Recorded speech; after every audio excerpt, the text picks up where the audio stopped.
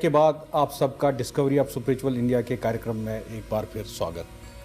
महर्षि, हमारी बड़ी अच्छी चर्चा चल रही है गुरु के बारे में, परमात्मा की प्राप्ति के बारे में। महर्षि, आपने कहा कि सरल रास्ता यही है कि हम गृहस्थ का जो धर्म है उसका पालन करें और हम जो संसार में भी हम लोगों को खुश रखें, जिनके आंसू हैं उनके आंसू पोंछे, लोगों को खुश रखें, किसी को दुखी न करें, हम किसी को रुलाएं नहीं।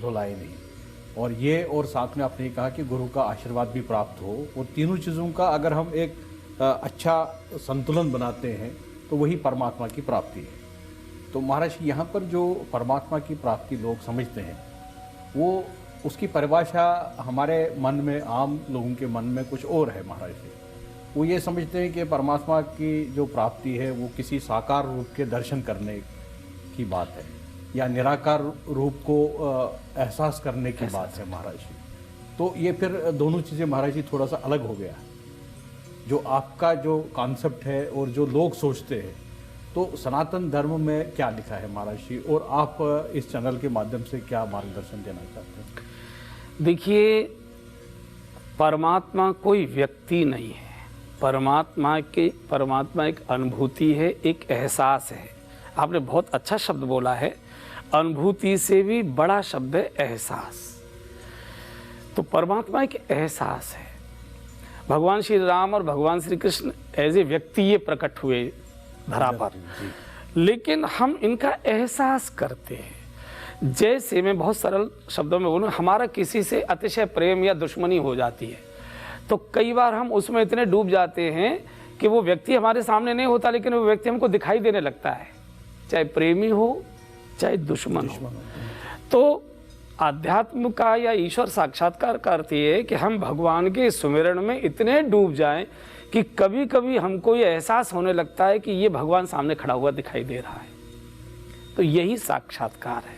क्या ये साइकोलॉजिकल इफेक्ट है क्या फिर? नहीं, साइकोलॉजिकल तो नहीं है, ये एक एहसास है, खुशबू है। ये जैसे भौरा भुन भुन भुन भुन करता रहता है, ऐसे ही भक्त भगवान में डूबा रहता है, भुन भुन भुन भुन करता रहता है। इसीलिए लोग उसे पागल कहते हैं। लोग कहे मेरा बहिरे बाबरी। आप जिसके लिए भी पागल हो जाएंगे वो आपको साकार रूप में मिलेगा। राजनीतिक नेता पद के लिए पागल हो जाता है तो कभी न कभी उसे पद मिल जाता है, एमएलए बन जाता है। धन के पीछे भी कई लोग बहुत पागल हो जाते हैं तो शुभ अशुभ मार्ग से कुछ न कुछ धन का साक्षात्कार वो कर लेते हैं। ईश्वर के लिए भी जब व्यक्ति पागल हो जाता है तो कुछ न कुछ स्वप्न में, एहसास में वो कुछ न कुछ साकार अनुभूति कर लेता है। तो मैनेजमेंट गुरु महाराज इसको ड्रीमिंग कहते हैं कि आपका ड्रीम होना चाहिए, एक सपना होना चाहिए कि मुझे ये करना है। तो क्या अब वो सपना गुरुदेव की कृपा से जगता है। हमारे अंदर सपना ही तो जगा कि मुझे ईश्वर कैसे मिले, तभी तो हम गुरु के चरणों में गए। जब हमारी प्यास बढ़ी तभी तो हम कुआं या हैंड पाइप की ओर गए। प्यास ही नहीं होगी तो रखा गिलास भी नहीं हम पिएंगे। तो ये जब प्यास जगती है तो व्यक्ति मार्ग ढूंढता है। मार्ग ढूंढता है तो मार्गदर्शन देने वाला कहीं ना कहीं हर जगह उपलब्ध है। हर कदम पर हमको गुरु उपलब्ध है, लेकिन हमारी प्यास कितनी है इस पर ही निर्भर होता है। महर्षि, आपने ये कहा कि एहसास बहुत ही महत्वपूर्ण, गहरा शब्द है। तो मंदिर, मूर्तियाँ और चित्र क्यों भगवान के? फिर ऐसा है कि एकदम निराकार को समझाना थोड़ा कठिन पड़ेगा। आध्यात्म है साकार के पीछे निराकार की अनुभूति करना। वो भगवान कौन है उसकी अनुभूति हम इस साकार प्रतिमा से करते हैं। जैसे ए माने एप्पल, हम लोग छोटे थे तो का माने कबूतर पढ़ते थे। का माने कबूतर नहीं होता, ए माने एप्पल नहीं होता, लेकिन बच्चे को समझाने के लिए। तो ये मूर्ति आध्यात्म की प्राइमरी क्लास भी है और डिग्री क्लास भी है। अभी हम इस मूर्ति के माध्यम से कल्पना करते हैं कि ये ईश्वर का स्वरूप ऐसे होंगे, लेकिन जब हम इतने उसमें डूब और लीन जाते हैं तो फिर हर पत्थर हमको ईश्वर लगने लगता है। फिर हमको सर्वत्र ईश्वर दिखाई देने लगता है, एहसास होने लगता है।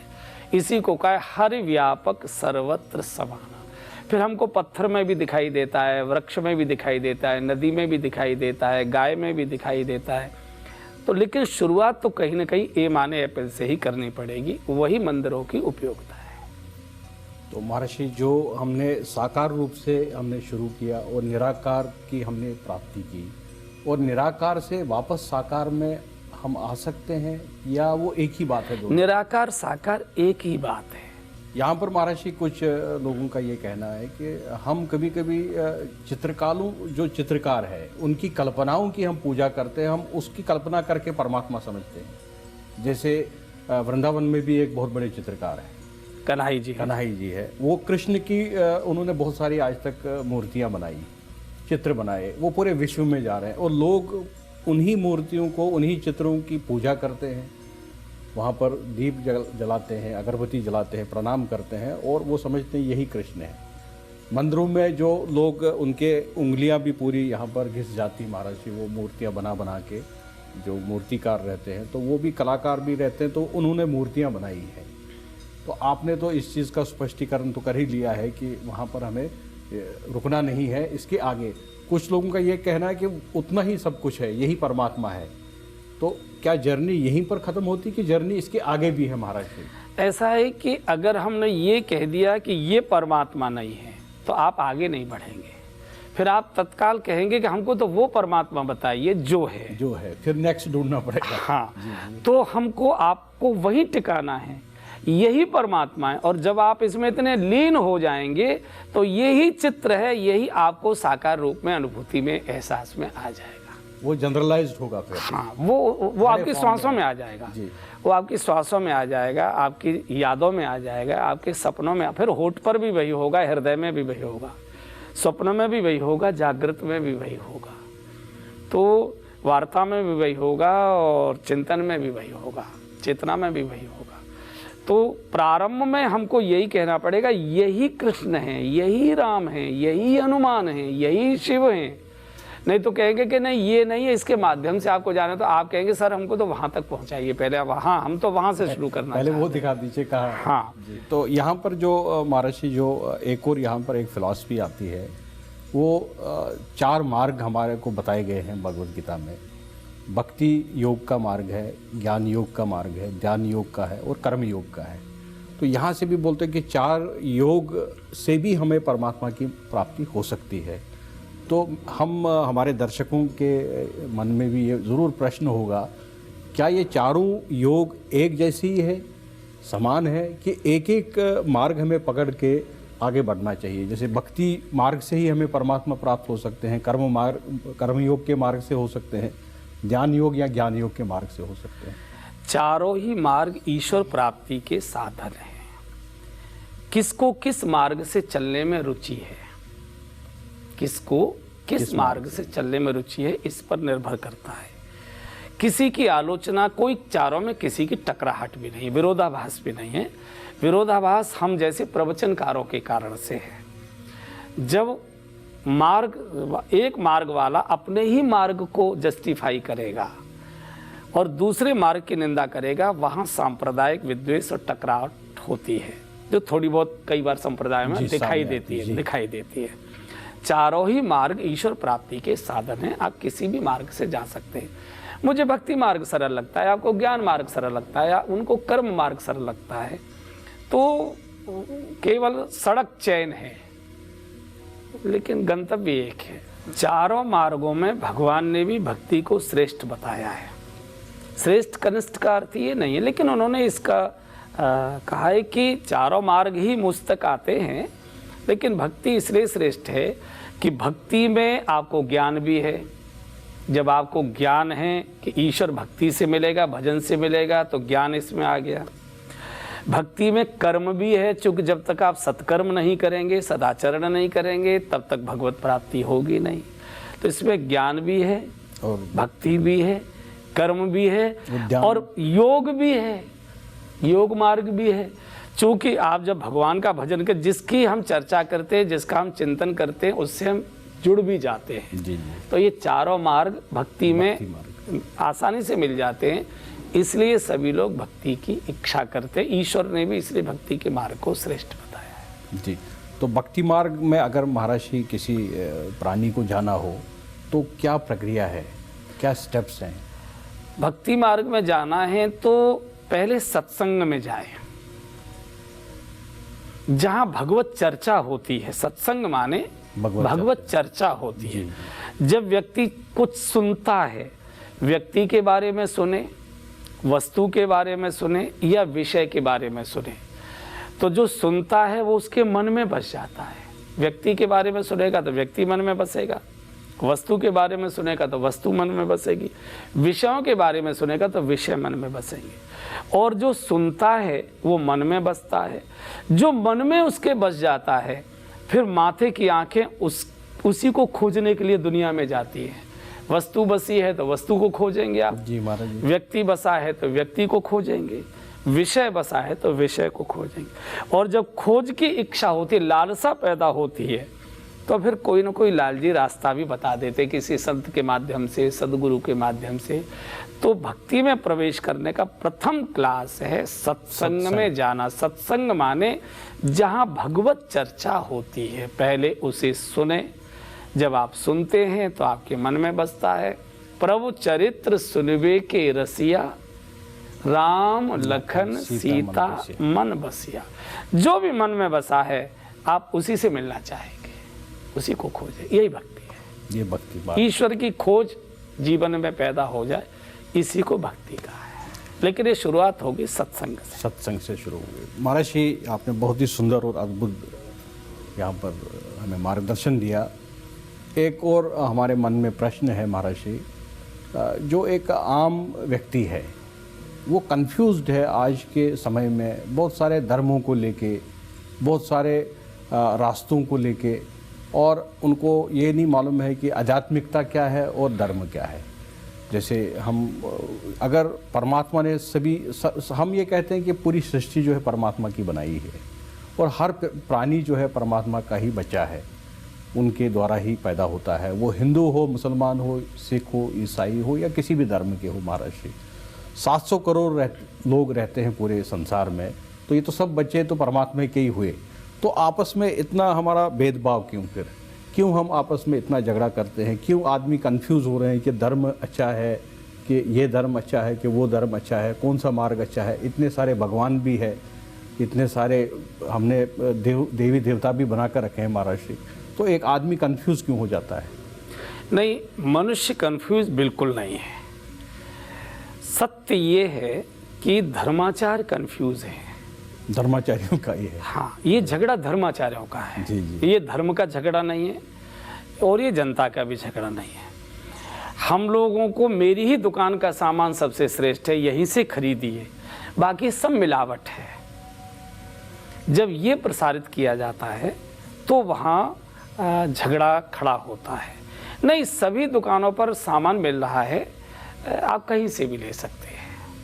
सारा घी गाय का ही है, आप यहाँ से भी ले सकते हैं, वहाँ से भी ले सकते हैं, जहाँ आपको सुविधा हो वहाँ से ले। नहीं, हमारी दुकान पर जो मिलता है वो तो शुद्ध गाय का है, बाकी मिलावट आप कहीं से भी ले लीजिए, तो उस पर झगड़ा होगा। सत्य ये है, ये झगड़ा धर्माचार्यों के द्वारा है। जब मेरा ही मार्ग, मेरी ही उपासना पद्धति यही श्रेष्ठतम है, इसको स्वीकार करोगे तो आपके घर में रिद्धि सिद्धि भी रहेगी और ईश्वर भी आएगा मिलने आपको। तो बाकी तो सब ढोंग पाखंड है। तो अब लोग हैं, गलती ये हो रही है इस देश में कि कक्षा 1 के विद्यार्थी को डिग्री की बातें पढ़ाई जा रही हैं। सत्य ये है कि आम नागरिक, उसके जीवन के 2 उद्देश्य हैं, सुख संपत्ति घर आवे, कष्ट मिटे तन का। ये उसके जीवन का सिलेबस है सबसे बड़ा जी। उसका जो पार्टियों का एक होता है ना एजेंडा रहता, उसके जीवन का एजेंडा ये, जीवन सुख में बीते, सम्मान से बीते, निरोग शरीर रहे, अच्छा जीवन जीते जीते मैं अपनी यात्रा पूरी करूं। इस पर ही प्रवचन करना चाहिए, इसी का मार्ग देना चाहिए। अब आप प्रारंभ से ईश्वर साक्षात्कार की बात बोलेंगे और वो बेचारा गरीबी से जूझ रहा है, संकटों से जूझ रहा है, शारीरिक पीड़ा से जूझ रहा है, अनेक प्रकार की पारिवारिक समस्याओं से जूझ रहा है, तो उसमें कैसे वो ठीक से शांति से जीवन जी सके, उसका मार्ग उसे देना चाहिए। आप उसे ईश्वर दर्शन को दे रहे, पेट में रोटी नहीं है, तन पर कपड़े नहीं है, बेटी शादी को बैठी है, बच्चे की फीस नहीं जा रही है और आप उसे उपदेश कर रहे हैं कि ये सब नश्वर जीवन है, संसार असार है, सब बेकार है, ये सब छोड़ो, तो ना वो इधर का रहता है ना उधर का रहता है, एक फजीयत में फंस रहा है। जी जी। इसलिए हमारे देश में आध्यात्म के मार्ग पर चलने वालों की थोड़ी मजाक भी आजकल का आधुनिक समाज बना रहा है। तो इसमें मैं मजाक बनाने वालों को दोषी नहीं मानता, मजाक करवाने वाले को दोषी मानता हूँ। उन्होंने स्थिति इस देश के अंदर निर्माण कर दी है, तो ये जिम्मेदारी धर्माचार्य की है। डॉक्टर जानता है रोग एक ही है, लेकिन वो अलग अलग पोटेंशी की औषधि देता है, कौन किस औषधि को पचा सकता है जी। तो आप हाई पोटेंशी की औषधि मत दीजिए, उससे छोटी पोटेंशी की औषधि दीजिए। ये जिम्मेदारी धर्माचार्य की। झगड़ा किसी का नहीं है, झगड़ा है तो धर्माचार्यों का है, धर्माचार्यों के कारण है, धर्मों का भी नहीं है। तो महर्षि आप स्वयं मानते हैं कि इतने सारे मार्ग रहने चाहिए, इतने सारे धर्म होने चाहिए? धर्म नहीं है, ये संप्रदाय है।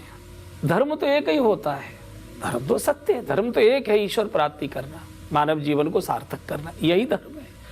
उस तक पहुंचने के अनेक संप्रदाय हैं, लेकिन आज संप्रदाय नाम थोड़ा कड़वा कर दिया है, थोड़ा सा अपवित्र कर दिया। संप्रदाय शुद्धतम नाम है। संप्रदाय कहते हैं हमारे पूर्व आचार्यों के द्वारा सम्यक रूप से प्रदान किया गया ज्ञान, इसको संप्रदाय कहते हैं। जैसे मुझे एमएससी में फिजिक्स पढ़नी है, तो मेरे जो अध्यापक प्रोफेसर मुझे पढ़ा रहे हैं, इनके प्रोफेसर ने भी इनको यही फिजिक्स पढ़ाई थी, उनके प्रोफेसर ने भी वही फिजिक्स पढ़ाई थी। इसलिए विज्ञान में कहीं टकराहट नहीं है जी, धर्म में टकराहट है, क्योंकि वो संप्रदाय में ये हो गया कि मेरा ही मार्ग ठीक है, बाकी सारे मार्ग शुद्ध हैं, सारे मार्ग ठीक हैं, मार्ग गलत नहीं है, मार्ग बताने वाला मार्गदर्शक गलत है इस समय। तो ये थोड़ा चिंता का विषय है। महर्षि अब बदलाव कैसे आएगा, क्या करना चाहिए? देखिए, बदलाव की कोई प्रक्रिया तो हो नहीं सकती। मुझे ऐसा लगता है कि कुछ दिन धक्का खाने के बाद जनता अपने आप निर्णय ले लेती है कि कौन ठीक है और कौन गलत है। तब तक तो नुकसान तो काफ़ी हो जाता है महाराज से। ऐसा लगता है कि बहुत नुकसान हो जाता है, लेकिन सबका मालिक तो वो बैठा हुआ है, वो कोई ना कोई मार्ग ठीक ठाक कर देता है। सत्र में महाराज जी के साथ हमने चर्चा की, हमने जाना, महाराज जी से हमने पूछा था कि साकार रूप में परमात्मा की प्राप्ति हो सकती है या निराकार रूप में। महाराज जी ने कहा साकार रूप से शुरुआत करनी बहुत आवश्यक होती है और साकार रूप के बाद ही हमें निराकार रूप मिलता है।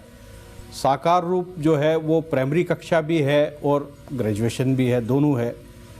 यहाँ से हम चलेंगे तो हमें आगे परमात्मा की प्राप्ति ज़रूर होगी। रुकना नहीं है, आगे खोज करते जाना और एक अच्छे गुरु जब मिलते हैं तो वो हमें अच्छा मार्ग बताते हैं और साकार से निराकार की ओर ले जाते हैं। महाराज जी से हमने ये भी जाना कि किस तरीके से भक्ति योग हमारे जीवन में उपयोगी है और किस तरीके से भक्ति योग में बाकी तीनों योग समाये हुए हैं, कर्म योग भी, ध्यान योग भी और ज्ञान योग भी।